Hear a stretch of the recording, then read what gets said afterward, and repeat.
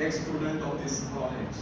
I studied here like 1994 to 1998, and it has been like 28 years, and this is my first trip to this college, so I'm like overwhelmed with all, my memories, what I had during those 4 years. And I see like a conference like this, and especially the topics, the IP. So I don't recall actually. I have ever discussed about IP during that time, and now I see in Rudila and everyone is like doing a great job actually introducing the IP and the significance of IP at this the level. So and I see like the young chap sitting there and listening very patiently the IP thing. So this is very incredible. Good job. So what I'll do, like I'll summarize Murudula's, the presentation, and I have some industrial, some experience I would like to share. I don't know how much time I have. 10, 15 minutes. That's fine. Yeah.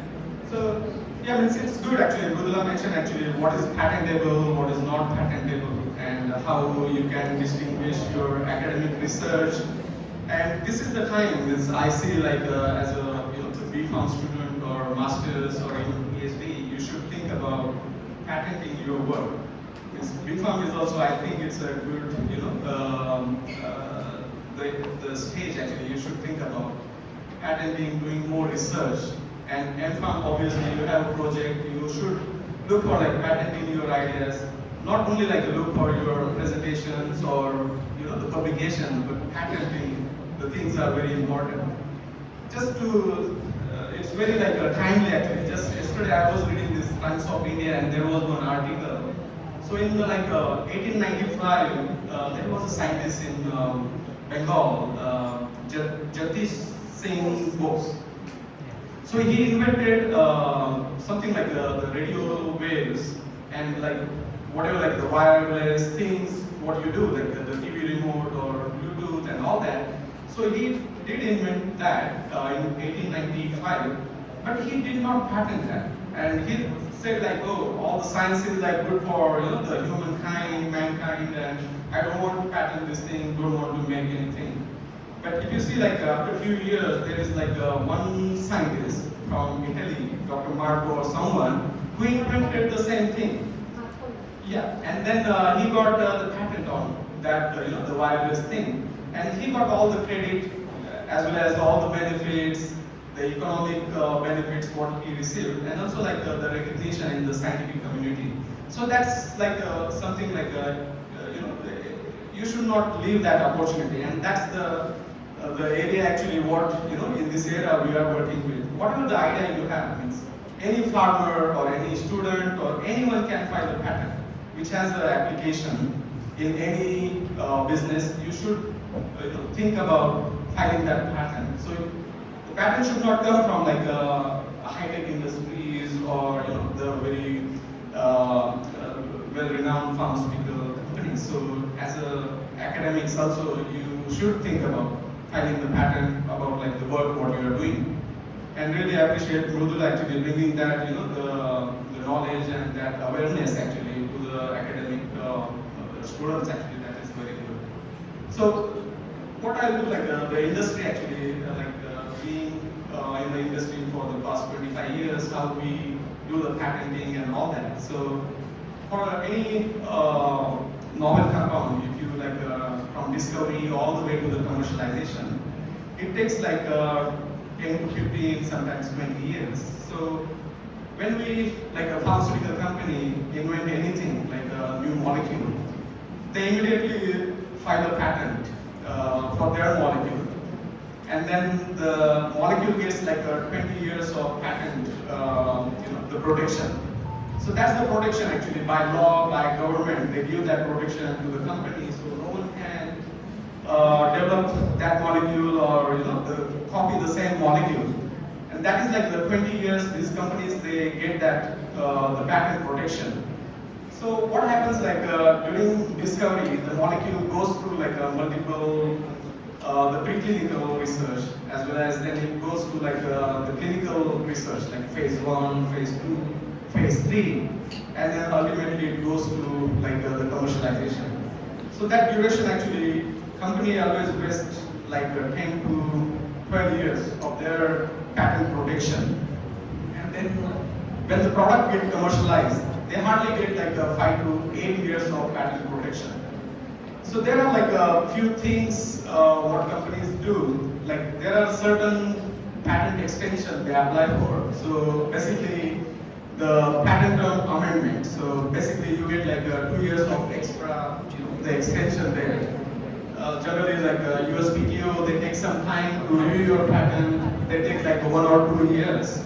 So during this, the patent term, the amendment, you can ask for like the extra 2 years. And there is another, like the patent extension, where you can also ask for like another 5 years of extension for your molecule. So during the development stage, these are like the extension you can apply, and then when the FDA approves your product, from that point actually you cannot extend your patent more than like 14 years. So these are like the extensions what the companies they are like doing every time.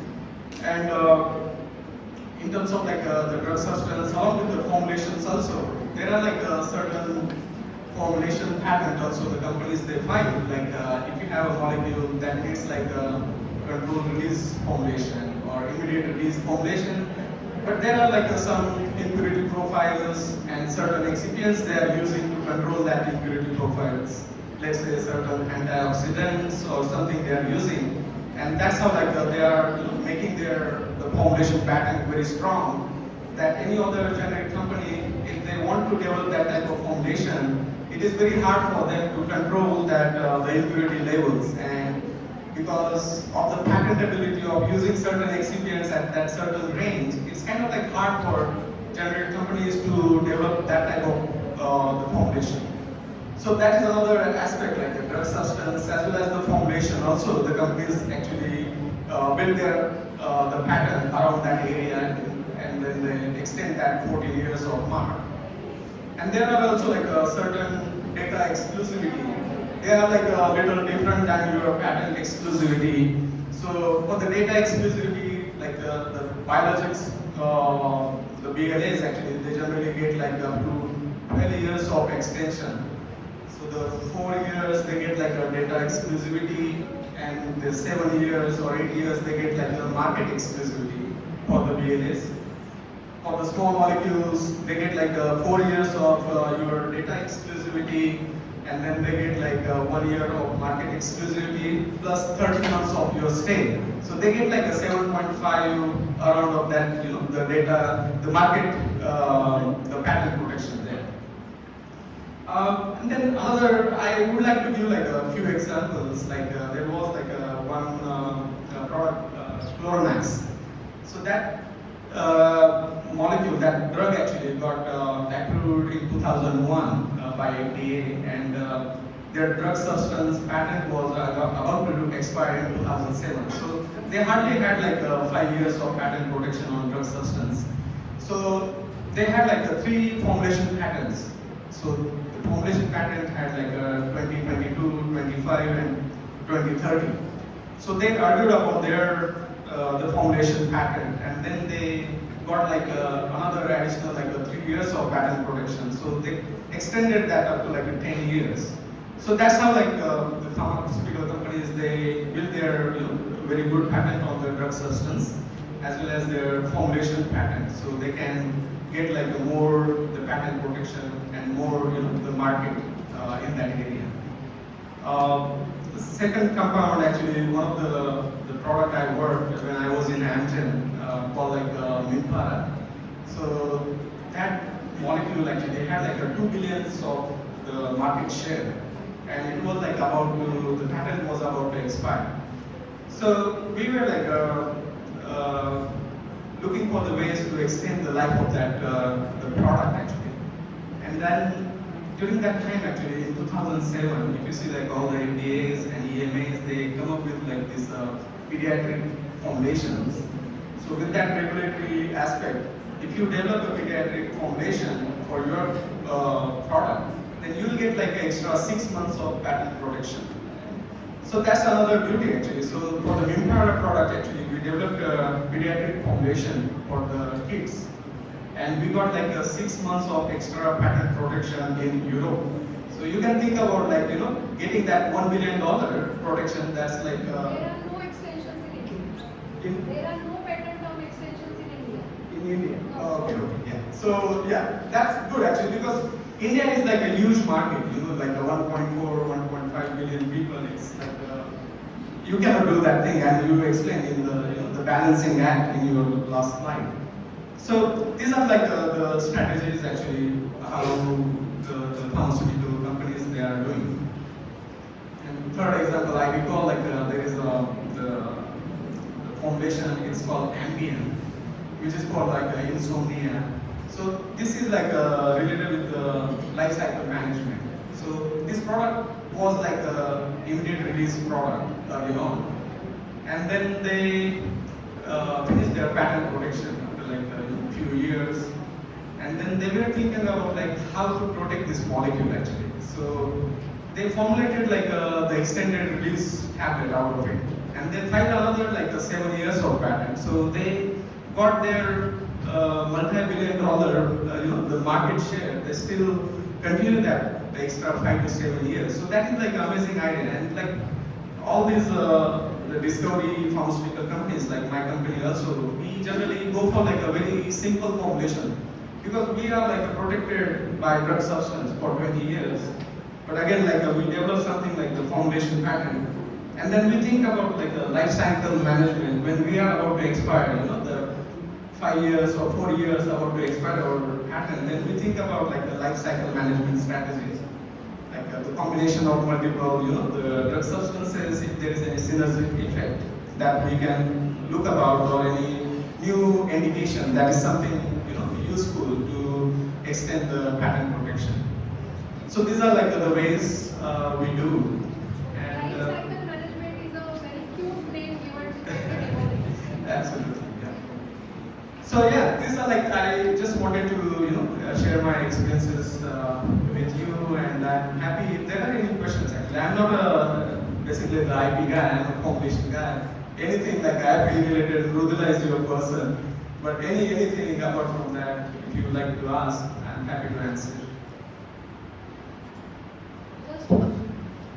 Just to add to what he was talking about, you must be knowing the AbbVie's Humira story. Humira was a biologic drug by AbbVie. In US, they had 162 patents, protected by 162 patents. So basic molecule purification process. So this is called a patent thicket. की एक कुंपण घालून ठेवायचं पेटंटचं. तुम्ही ब्रेकच करू शकत नाही. Molecule patent गेलं तरी processes are protected.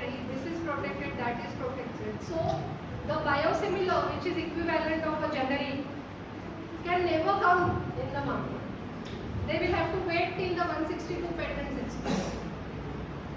And the BLS actually, they, as I mentioned, like 12 years, they get like extra patent protection. No, it's a great honor actually to be here, and especially Yogesh sir and Wang sir. Actually, these are only the the professors I have from my days. Thank you so much for the invitation.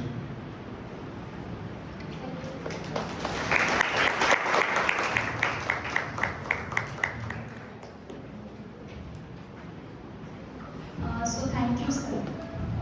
I would like to request our principal, Dr. Yogesh sir, give the certification of appreciation to Dr. Bell, madam.